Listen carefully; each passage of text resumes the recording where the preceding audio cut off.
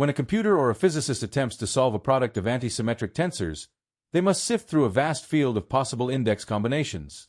Most of these combinations result in nothing, the equivalent of mathematical silence, because the inherent nature of the antisymmetric symbol acts as a rigorous filter, zeroing out any arrangement that contains repeated information.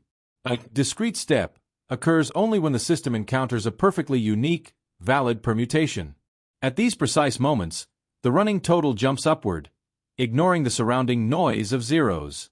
These jumps represent successful hits, where the internal components align perfectly to contribute to the final result. The transformation highlights a dramatic shift in computational effort. In a three-dimensional space, one must investigate 9 different internal combinations just to determine a single outcome. This loop-based approach is inherently complex, involving constant sign flipping and twisting operations. By identifying the final constant, we can bypass this exhaustion entirely.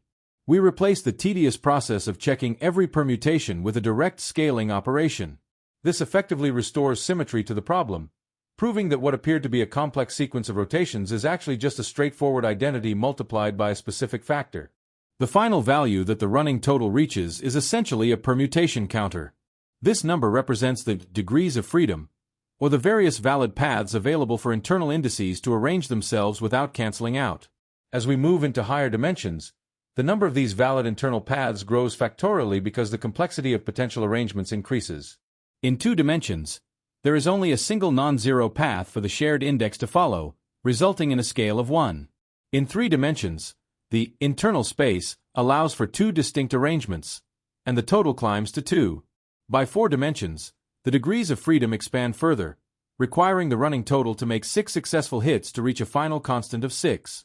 These final constants and their corresponding symmetric scales have deep roots in how we perceive physical space. The single path found in 2 dimensions is geometrically equivalent to a vector projection. The 2 paths of 3 dimensions form the basis for the famous triple product identity, often used to describe electromagnetic and fluid forces.